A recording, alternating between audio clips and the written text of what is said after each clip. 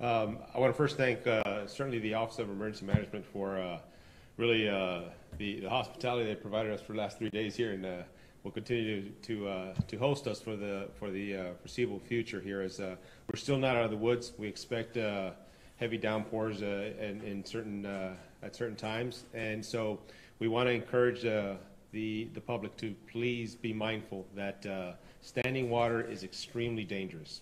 Okay, it's extremely dangerous. You can't tell what you're stepping into. So please, if you don't have to be out in the streets, do not be out in the streets, and please don't drive. The Houston Fire Department has been working tirelessly, as has the Houston Police Department, to try to effect rescues and keep the public safe. We are working again to switch personnel, keep them fresh, keep them their head in the game, so to speak, and to keep them their situational awareness where it should be. We're going to work with our partners. We do have state assets now in place. We are more efficiently being able to affect the rescues and the demand for service here in the city of Houston, and we're going to continue to really provide a presence out there and ensure that we're doing the right thing for this community. Thank you. Thank you. Thank you, Chief. Dennis Stolinsky is over Homeland Security, and of course we've been housed here at the HEC Center for the last several days, and we'll be housed here for several days to come. So Dennis, Thank you, Mayor. So the city is our Emergency Operations Center is operating at level 1, which essentially means that all city departments are represented here, along with our partners, both at the state and federal level. We've got resources from all these different agencies. It's unbelievable about the cooperation that's going on among the various agencies. The bottom line is we're not out of the woods yet. We saw the weather deteriorate a little bit yesterday, and so I think we'll see us here for several more days probably, as we continue to work with our partners and more assistance comes in from other departments. So a big thank you to all of our partner agencies, both at the federal, state, and local level. We'll continue to work this thing. Thank you. thanks, Dennis. Mark Ackerbaum, of course, gives leadership to the Mayor's Homeless Programs, our Homeless Initiative. Mark? Working with the Coalition for the Homeless, we have been coordinating with our agencies that have been working with the homeless, outreach teams and shelters. The majority of the homeless are off the streets and are in area shelters. We've worked closely with Star of Hope, as well as with Salvation Army, who have around 500 more homeless individuals than normal in their shelters. Additionally, homeless individuals have been going to the regular shelters, including the George R. Brown. Starting 4 days ago, outreach teams with the HPD Homeless Outreach Team, the Sheriff's Department Homeless Outreach Team, as well as outreach teams from area partner agencies have been out working to get the homeless into shelters. They've done an amazing job, and that's why the vast majority of the homeless are off the streets. Those remaining have gone in today. There's still a couple cases, and our first responders are still working with them to convince them to come off the streets. But the homeless are safe and sound, and our prayers and thoughts are with the entire Houston area community. Thanks, Mark.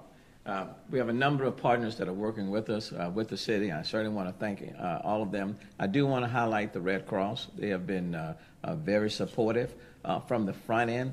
3 phases to this. That's the pre-preparation to the storm. The second is what we're doing during the storm, and then the third will be the aftermath. So I want to thank the Red Cross for stepping in early, even in the pre-preparation phase. We had already identified 2 shelters. One, of course, was M.O. Campbell, and we can remember from the last major storm back in April of last year. We know what happened when the waters came in and the apartment complexes were flooded and all of the pandemonium that occurred. We were able to avoid that, get in early, open up those shelters, staff, supply them, talk to the residents in those apartment complex before the deluge of water came in, and that was a pretty good transition. So I want to thank the Red Cross for their participation. And then secondly, I want to thank members of the faith-based community, even prior to the rainfall. more than 25 churches were stepping up and making their facilities, indicating that they would make their facilities available. So I want to thank the members of the faith-based community. And then certainly I want to thank members in the business community and other nonprofits for being supportive. This is not going to be a 1, 2, 3 day deal. It's going, even when when the storm is no longer a storm.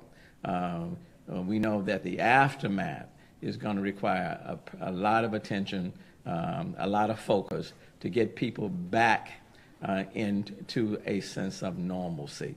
But I do want to thank everyone for just working with us, and I want to thank Houstonians for just doing their part and helping us get through the situation. Having said that, we'll take whatever questions you may have. Mayor, you commented on just then about the community and what all they've done. But as you consider the length of the event, even in advance, did you regret at all maybe not ordering evacuations and events in advance of this? No, absolutely not. County Judge Ed Emmett and I have talked, and we both wholeheartedly agreed that the best course of action for the people in the city of Houston and for Harris County were for people to stay in place. Number one, if you can recall, there was a lot of conversation about the direction in which Hurricane Harvey was going to go. No one knew which direction it was going to go. So it's kind of difficult to send people away from danger when you don't know where the danger is. Number two, to try to put forth some sort of evacuation in a couple of days was the logistics would have been crazy, okay? Because if we can remember the last time we evacuated, there was a great deal of confusion, great deal of chaos. There were people that literally were going to Austin and was on the road 10 to 12 hours, if not longer. There were people who ran out of gas on their way. A great deal of confusion. It takes a lot of preparation. You have to have an evacuation plan. and then in the city of Houston, there are 2.3 million people. When you combine that with Harris County, you're talking about 6.5 million people. Where are they going? And then once they are away from the city of Houston, they are away from our assets and our ability to help them. And they're not leaving the city and staying away. At some point in time, they are coming back. Okay? And when they come back, how do you handle that type of traffic coming back into the city? And when you have many roads that are impassable as they are today, can you imagine the nightmare it would be with millions of people coming back into the city where many of their communities are underwater, streets are not passable? No. The decision that we made was a smart one. It was in the best interest of Houstonians.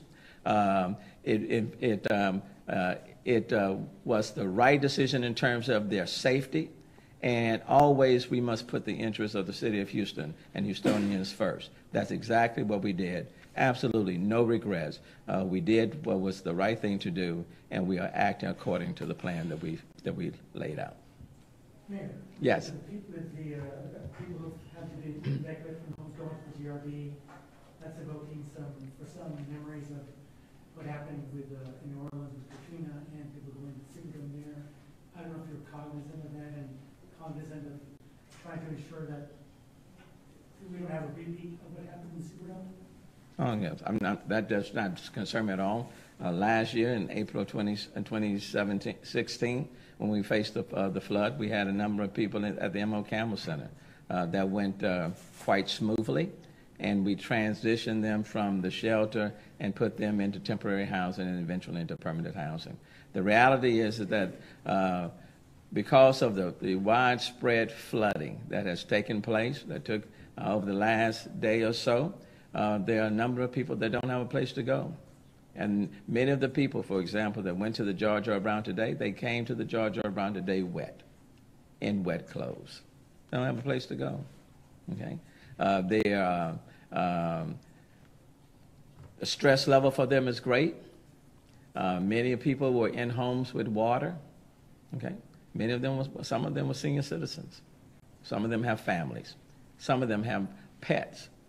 So this was a part of the plan to help provide stability and some security in their lives, to put them in a better place, albeit temporarily, as we transition them and get them back on their feet. So, and I think in this city we know how to do it in such a way that it's not chaotic, but it's respectful, it's dignified. You don't rob them further of what they have lost, but you recognize that in any point in time, when people are in crisis, you do your very best to provide them with some degree of normalcy. And that's what's occurring here, and I want to thank all of the partners for just being exceptional. Look, these people are part of our family. And what happens when a family member is in need?